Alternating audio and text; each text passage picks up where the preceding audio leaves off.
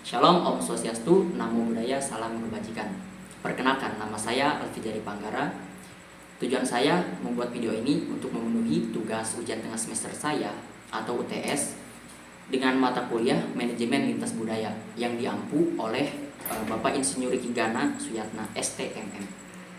Jadi di sini saya akan membahas tentang apa itu manajemen lintas budaya ya.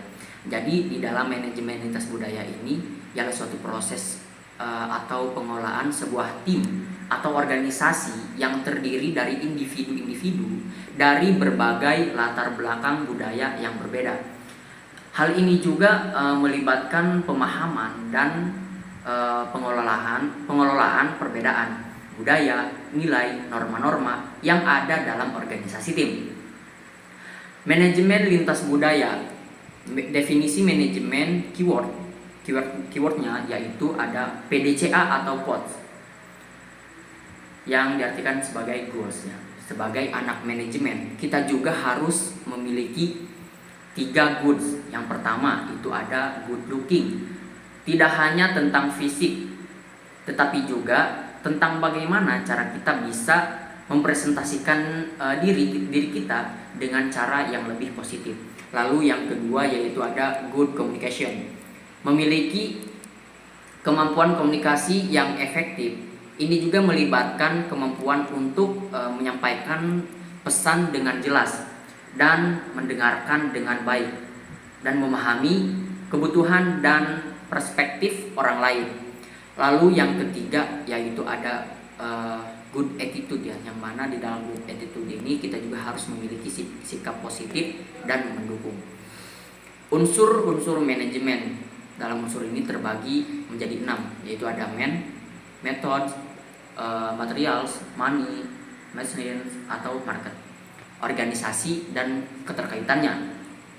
Nah, dan keterkaitannya ini ada 3, yaitu organisasi, manajemen dan juga manajer. Budaya dan kebudayaan. Budaya atau kultur adalah kebiasaan atau sesuatu yang sudah menjadi kebiasaan seperti cara bicara, cara berpakaian dan cara berinteraksi atau berinteraksi satu sama lain yang kemudian menjadi kebiasaan dan terus dilestarikan hingga menjadi kebudayaan. Budaya organisasi. Terdapat 4 budaya organisasi. Yang pertama yaitu budaya klan. Budaya klan ialah suatu budaya yang menekankan kekeluargaan, kerjasama, dan hubungan yang erat antara anggotanya dengan pemimpin yang bersifat seperti pembimbing ataupun orang tua. Lalu yang kedua itu ada budaya birokrasi. Di dalam budaya birokrasi ini ialah suatu budaya yang berfokus pada aturan, prosedur, dan juga struktur yang jelas. Dalam budaya ini, setiap tugas dan wewenang sudah diatur secara sistematis sehingga semua anggota organisasi harus mengikuti aturan yang telah ditetapkan untuk menjaga ketertiban dan konsistensi kerja. Yang ketiga yaitu budaya adaptabilitas. Di dalam budaya adaptabilitas ini ialah suatu budaya yang menekankan kemampuan untuk merubah dan menyesuaikan diri dengan situasi baru. Dalam budaya ini, organisasi atau kelompok terbuka terhadap ide-ide baru, cepat tanggap terhadap perubahan lingkungan, dan mendorong inovasi agar tetap relevan dan berkembang. Lalu yang keempat atau yang terakhir itu ada budaya achievement. Nah, budaya achievement ini ialah suatu budaya yang menekankan pencapaian hasil dan prestasi. Dalam budaya ini, orang-orang didorong untuk bekerja sama, bersaing secara erat, dan mencapai target atau tujuan yang tinggi sebagai bentuk keberhasilan. Nah, beberapa budaya penting di dunia. Nah, yang pertama yaitu ada budaya Amerika. Budaya Amerika dikenal dengan nilai-nilai seperti kebebasan, individualisme, dan pencapaian pribadi.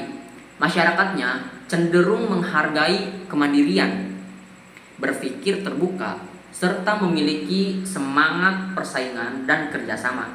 Selain itu juga, Budaya Amerika sangat beragam karena dipengaruhi oleh berbagai latar belakang etnis, agama, dan imigran dari seluruh dunia. Lalu yang kedua yaitu ada budaya Cina. Nah, budaya Cina ini sangat menjunjung tinggi nilai-nilai tradisi seperti rasa hormat kepada orang tua, pentingnya keluarga, dan kesopanan ya. Masyarakatnya juga cenderung menekankan kerja keras, disiplin, dan keharmonisan dalam hubungan sosial. Selain itu juga budaya Cina dipengaruhi oleh ajaran Konfusius yang mengutamakan moralitas, pendidikan, dan tanggung jawab sosial. Dan yang terakhir nih, yang ketiga, yaitu budaya Melayu. Budaya Melayu ini menekankan nilai-nilai sopan santun, hormat kepada orang tua dan pemimpin, serta pentingnya adat dan tradisi. Kehidupan masyarakatnya sangat dipengaruhi oleh agama Islam, gotong royong, dan semangat kekeluargaan. Selain itu juga budaya Melayu ini juga dikenal dengan bahasa yang halus, pakaian tradisional yang sopan, dan juga seni seperti pantun, silat, dan tarian. Nah, bisnis internasional lintas budaya. Bisnis internasional lintas budaya yaitu praktik menjelaskan bisnis di seluruh dunia, mempertimbangkan perbedaan budaya, bahasa, dan nilai-nilai yang ada di berbagai negara. Tujuan bisnis internasional yaitu terbagi menjadi 3. Yang pertama yaitu mencapai kesepakatan, lalu ada membangun hubungan, dan juga menghadapi tantangan lintas budaya. Lalu ada ini yang terakhir, manajemen lintas budaya. Manajemen lintas budaya adalah jembatan yang menghubungkan keragaman dengan keselarasan, menjadikan perbedaan sebagai kekuatan yang menginspirasi perubahan. Mungkin hanya itu yang bisa saya paparkan pada materi manajemen lintas budaya. Adapun kekurangannya mohon dimaklumi. Kurang dan lebihnya mohon maaf. Wabillahi taufiq wal hidayah. Wassalamualaikum warahmatullahi wabarakatuh.